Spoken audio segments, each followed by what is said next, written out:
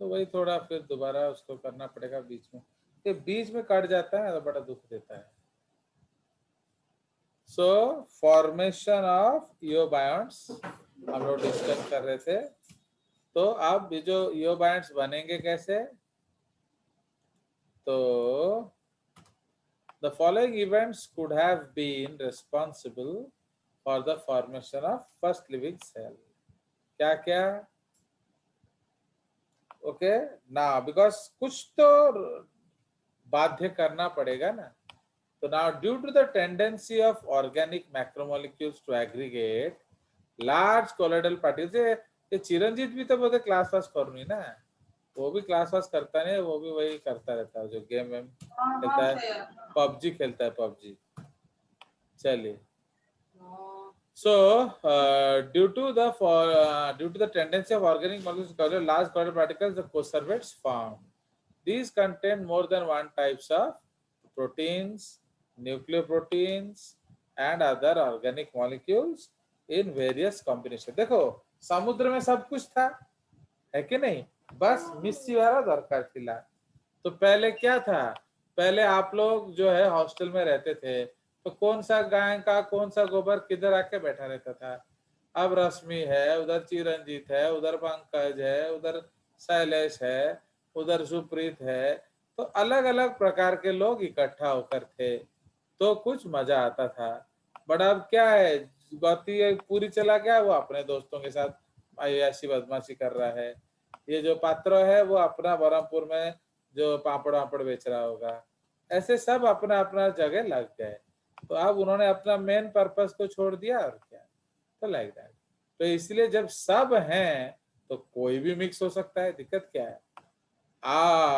Second component क्या हुआ, तो पहले न्यूक्लिक एसिड आया, अब लिपिड मेम्ब्रेन भी आ गया। तो लिपिड मेम्ब्रेन ने आपको आइडेंटिटी दिया, एटा मोरो एटा तोरो। वाई, बिकॉज जो सेल मेम्ब्रेन के अंदर वो हमारा, जो भी सेल मेम्ब्रेन के बाहर वो तुम्हारा। वेरी सिंपल, है कि नहीं। तो ये जो कंसेप्ट आया ये इस तरह से आपका आया, ठीक है। तो the conservates now appeared as soap like bubbles having surface equivalent to plasma membrane, है कि नहीं, aggregation of self replicating molecule RNA और डीएनए एंड प्रोटीन्स, ठीक है। Now these two hypotheses regarding the origin of prokaryotic cells, there are two hypotheses. कौन कौन सा two hypothesis है, अकॉर्डिंग टू ओपरिन, क्योंकि ओपरिन तो अपना ही बात बोलेंगे ना, तो according to Oparin, okay, the various macromolecules aggregated in the hot dilute soup to form conservates. These got isolated from the surroundings by the formation of polarized what? Polarized membranes. ठीक है, तो polarized membranes, तो ये हमारा सबसे पहला concept था, polarised. Okay, कहाँ गया, हाँ polarised, according to this formation of polarised, क्या आ गया, फॉर्मेशन ऑफ पोलराइज्ड मेम्ब्रेन्स आना चाहिए, पोलराइज्ड मेम्ब्रेन लाइक फॉस्फोलिपिड्स। आ जाओ,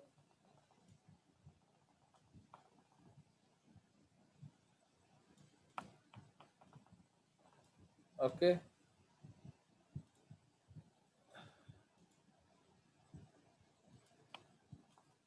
okay, polarised membranes of phospholipids, तो ये हमारा पहला थ्योरी है, फाइन। तो अब इसके बाद जो कोसर्वेट्स है, तो उसको उन्होंने कोसर्वेट्स बोला, समझ में आया। तो द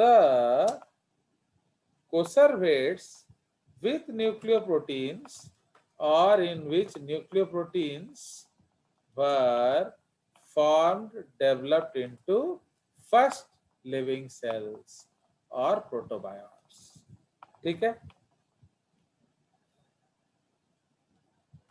फर्स्ट लिविंग सेल्स और इयोबायोट्स, इयोबायोट्स समझ में आया?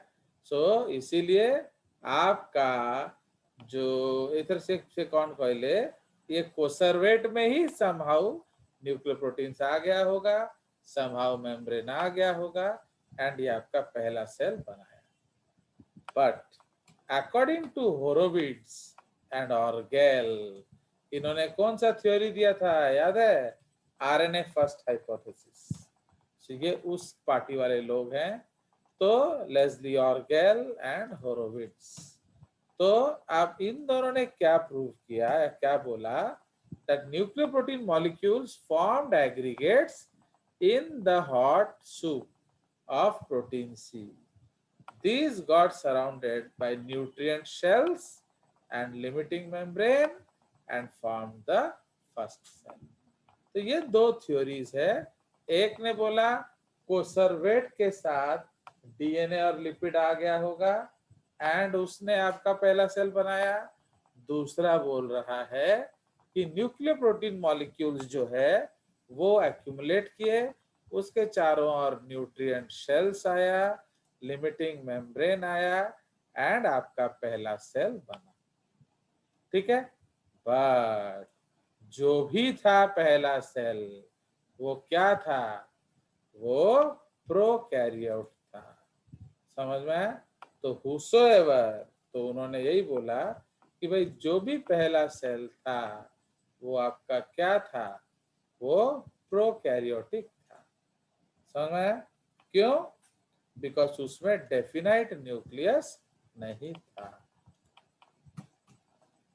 ठीक है, so whatever might have been the mode of origin of primitive cell-like organisms, okay, these had very simple organization. Okay, these were without nucleus, ER, Golgi, lysosomes, okay, lysosomes etcetera, सारे organelle. और क्या, इनमें कुछ भी नहीं था। Now there nuclear proteins were equivalent to the nuclear materials and shells of proteins and carbohydrates were equivalent to cytoplasm. ठीक है, तो इसीलिए ये जो सेल लाइक ऑर्गेनिजम्स थे, या इनको हम लोग क्या eobionts बोलेंगे actually. So these had very simple organization, okay, and इनमें कोई ऑर्गेनेल फॉर्गेनेल नहीं था, तो मटेरियल था एंड जेनेटिक मटेरियल था। ठीक है, सो ये हमारा फॉर्मेशन ऑफ फर्स्ट है। तो इसीलिए अब जो इनका मोड ऑफ न्यूट्रिशन क्या होगा बोलो? तो दे विल बी हेट्रोट्रॉफ्स। समझ में?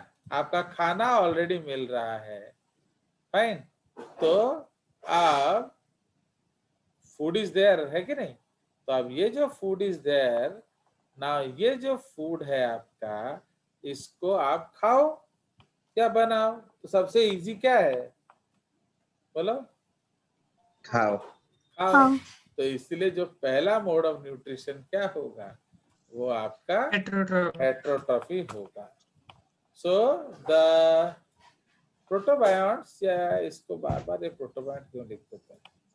तो the eobionts most probably gave rise to Monera. Okay, cell without a well-defined nucleus and Protista cells with nucleus. ठीक है? Now, the Monera and Protista gave rise to prokaryotes and eukaryotes. Monera developed into bacteria. Okay. Insert Monera developed into bacteria, cyanobacteria, etc. And Protista gave rise to eukaryotes that developed into protozoa and metaphyta. ठीक है? The fossils, इसका fossil भी हमारे पास आज के date पे है। the fossils of such primitive okay protobionts फिर आ गया such primitive eobionts have been obtained from rocks in Africa about 3 billion years old.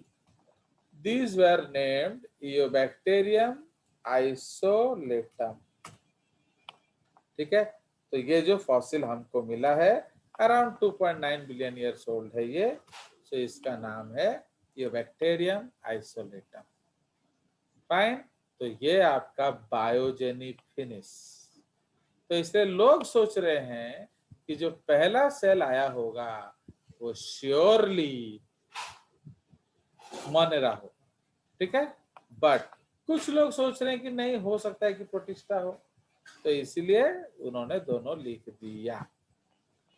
तो अब हम लोग करेंगे नेक्स्ट स्टेप. तो भाई एक बार फर्स्ट सेल आ गया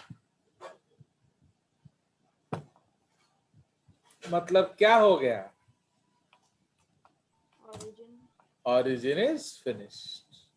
तो अब ऑरिजिन हो सकता है क्या? नहीं. तो इसीलिए हम उसको कहेंगे third step is called cognogeny. और what is cogning? Organic evolution.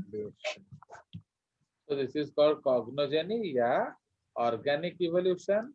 समझने के लिए हम क्या लिख लेंगे? और eobion to first cell to till date.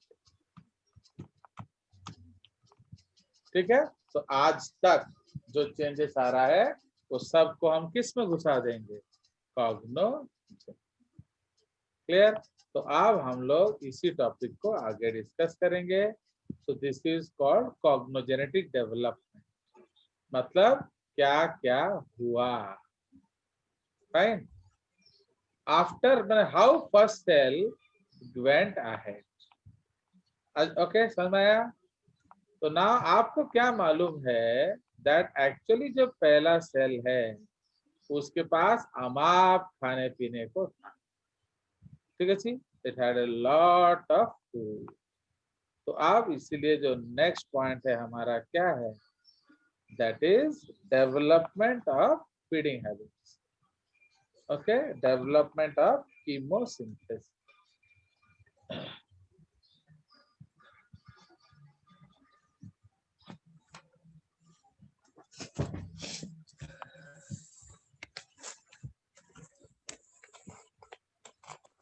चलिए, तो अब जो फर्स्ट लिविंग ऑर्गेनिजम्स हैं, फाइन, अब उनके बारे में कुछ बोला जाए.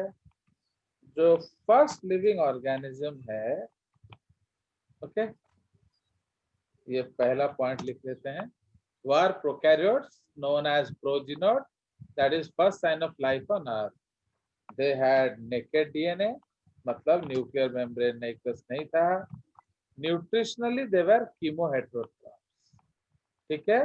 Respiration was anaerobic since free O2 was absent. हो गया. तो ये आपका फर्स्ट लिविंग ऑर्गेनिजम्स है. अब नाउ जो हेटेरोट्रॉफी कब तक चलेगा? जैसे जब तक अमाप खाना होगा. अभी सुनिए, जैसे अभी पेट्रोल है, तो आजकल पेट्रोल डीजल गैस है या नहीं है? अरे पेट्रोल डीजल गैस है ना? नहीं है? है सर. बस तो मजे करो. तुमको क्या इतना टेंशन है कल क्या होगा, बचेगा ना मरेगा?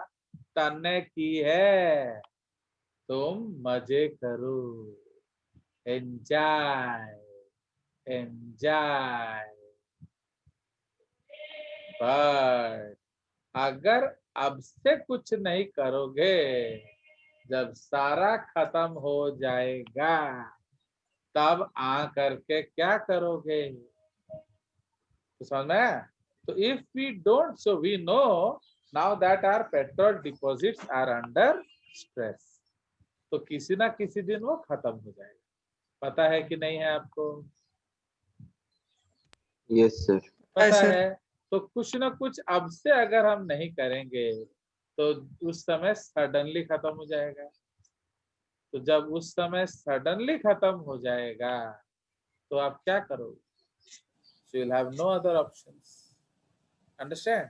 So this is what you have to think. Okay? तो यही चीज आपको सोचना है कि बिफोर वो सडनली खत्म हो जाए आप कुछ कर लीजिए।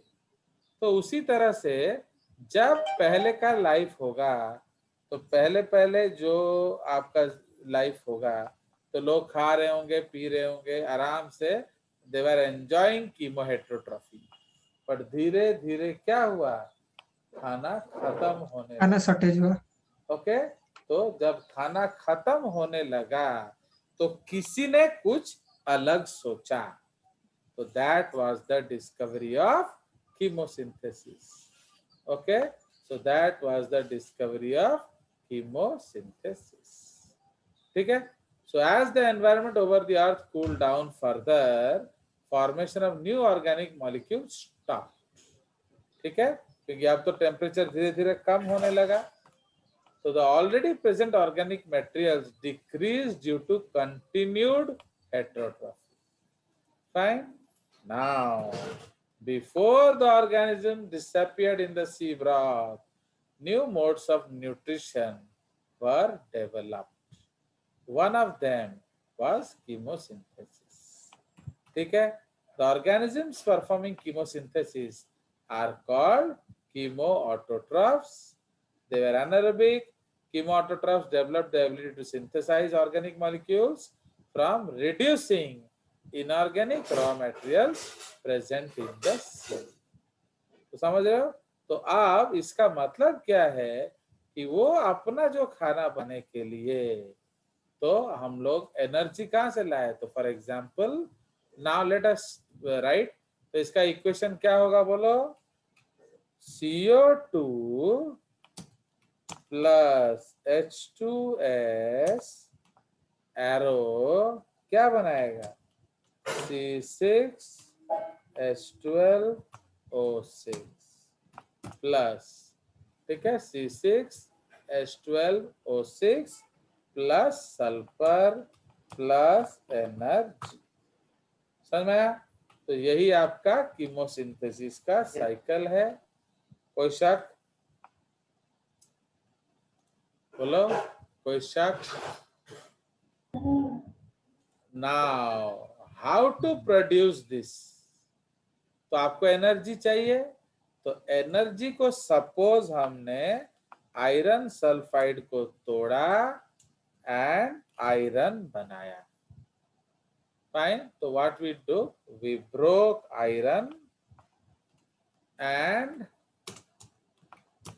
सल्फर एंड जो एनर्जी मिला उस एनर्जी से हमने क्या बनाया? फूड बनाया। सो अब आयरन सल्फाइड को हमने तोड़ा। ओके, सो ये है आपका क्या? Chemosynthesis. Anything have to ask? You can ask. चलिए, सो सल्फर देगा या H2 माइनस देगा? क्या? अब वो मेरा काम नहीं है भैया, मेरा काम वो खुद करो। Why I will do? Biology में हमारा काम नहीं होता वो बैलेंसिंग द रिएक्शन। वो तुम उतना अक्ल तुमको केमिस्ट्री सर दे दिया होंगे, तो इसलिए उतना आप तुम खुद करो। हम लोग सिर्फ बेसिक लिख के भाग जाएंगे। समझ में आया? चलिए, आप उसको बैलेंसिंग करते रहिए। नाउ अब हमने क्या किया? अब हम लोगों ने आपका खाना बनाया। फाइन, बट ये जो खाना बनाया आपने, इसमें आपका सल्फर एक बाई प्रोडक्ट है। And where did you get the energy? You got the energy from breaking some और द अदर इनऑर्गेनिक मटेरियल। ठीक है, तो हम लोगों ने यहाँ कहाँ से तोड़ा?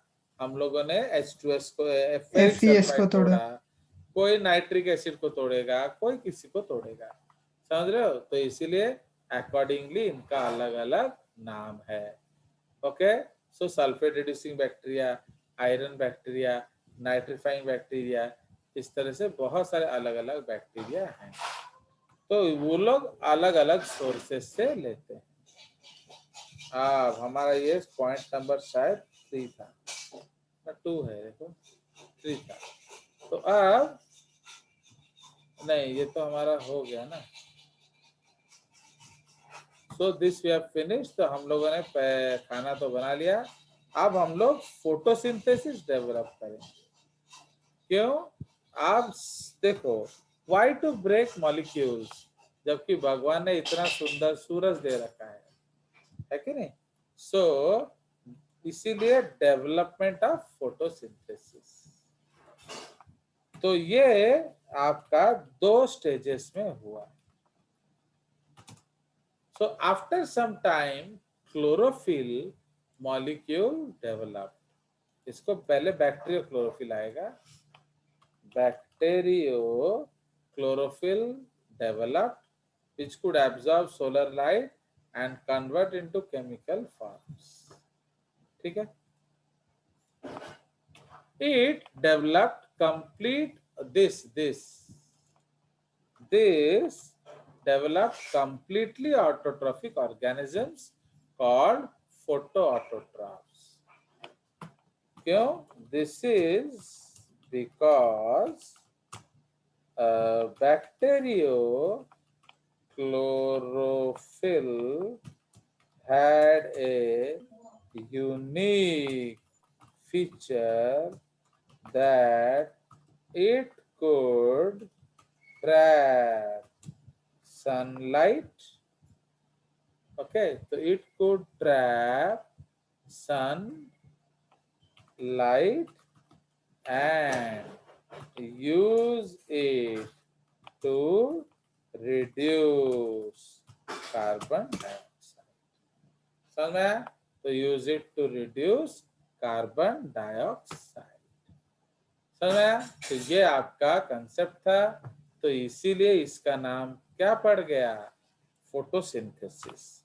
क्योंकि instead of breaking the compounds, now we started using what? Sunlight as the source of energy. Now, समझ में आया? So the photoautotrophs utilize solar energy, absorb them in situations where the first phototrophs were bacteria. Oxygen was not evolved and the atmosphere remained reducing. तो इसको हम लोग क्या बोलेंगे actually?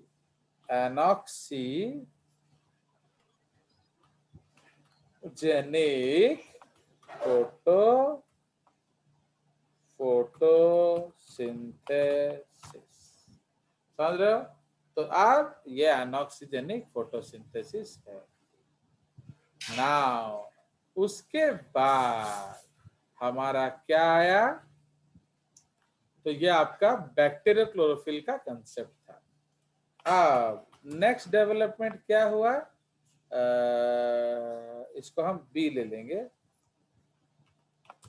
Okay, development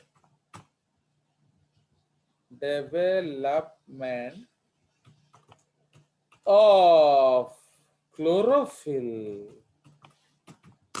तो डेवलपमेंट ऑफ क्लोरोफिल क्या हुआ?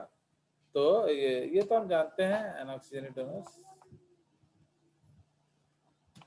तो development of chlorophyll was another advancement, है कि नहीं? Was another advancement. क्या हुआ another advancement? It could use water, okay, as the hydrogen donor.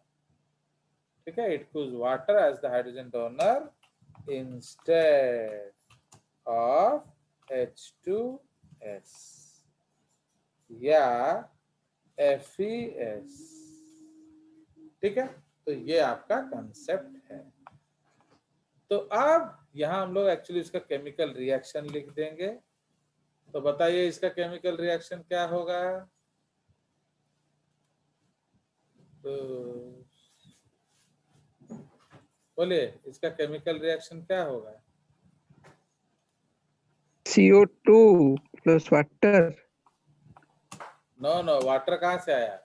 ये अनऑक्सीजनिक वाला ऊपर वाला कर रहे हैं हम लोग, तो ये sorry. H2S है। Fine. H2S. This is Yes. H2S plus light energy से अब हमारा क्या हुआ? C6H12O6 plus sulphur. ओके, तो सल्फर ये आपका मिला। तो क्यों सल्फर मिला? क्योंकि हमने वाटर यूज ही नहीं किया। एनर्जी किधर से लाए? सनलाइट। एंड पिगमेंटवा कौन सा लिए?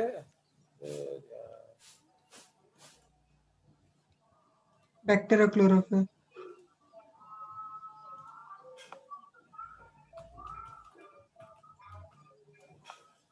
Bacterio chlorophyll. ओके, तो समझ में आया? तो ये आपका है, this is with respect to anoxygenic photosynthesis. तो अब हमारा आ जाएगा एरोबिक फोटो क्या हाँ, development of chlorophyll was Oxygenic another. photosynthesis. It could use water as hydrogen donor instead of this. So in this case oxygen was a byproduct, है कि नहीं? In this case free oxygen was a byproduct. Okay, full stop. So this is referred to as क्या? Oxygenic photosynthesis. Okay, so this is known as oxygenic photosynthesis. तो आप वहां same equation लिखेंगे।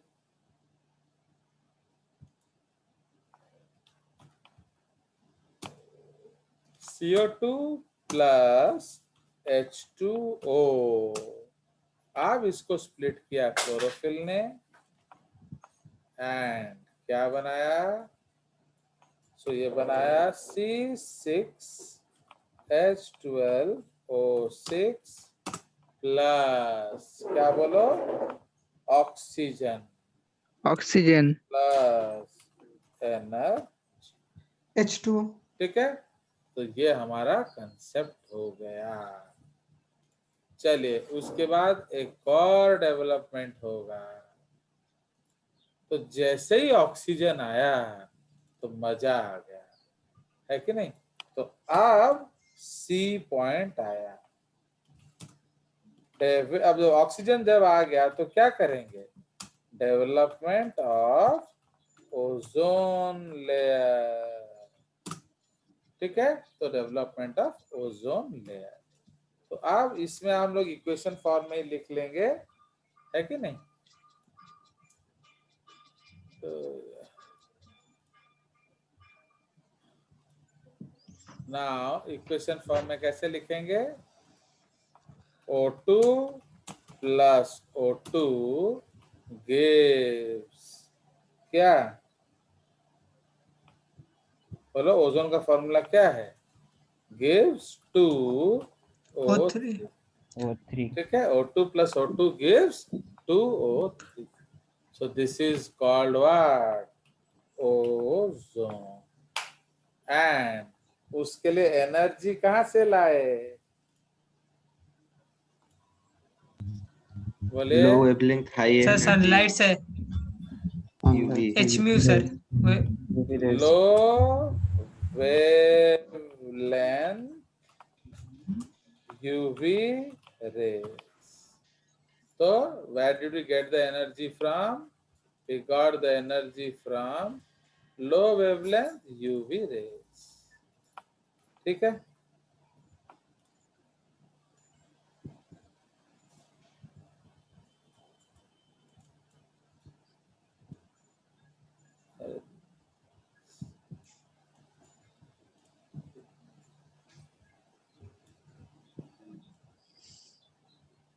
आ गया मजा? तो ये जो आपका लो वेवलेंथ यूवी रेज है उसने क्या दिया हम लोग को, उसने हमको ओजोन दिया। अब जैसे ओजोन आया तो ये वाला पार्ट तो बाद का है, इसको हटा। तो अब जैसे ही ओजोन आया अब हम लोग क्या करेंगे बोलिए, तो डी, तो अब ये आपका फॉर्मेशन ऑफ ओजोन लेयर है कि नहीं। तो एक ओजोन का ब्लैंकेट बना, समझ में आया? Yes, sir. So ozone layer. So ozone layer functioned as a blanket or screen for high energy radiations. Okay, the latter now reached the earth only in small quantities. This protected the living organisms from harmful effects, and this was also responsible for the decrease in the temperature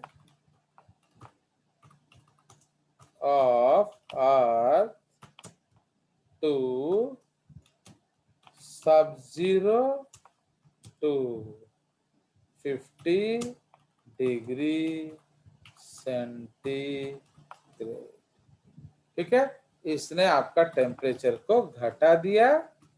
this promoted the diversity of life and also was responsible for the shift of life from this promoted diversity life and also responsible for the shift of life from क्या बोलो, shift of life from water bodies To terrestrial.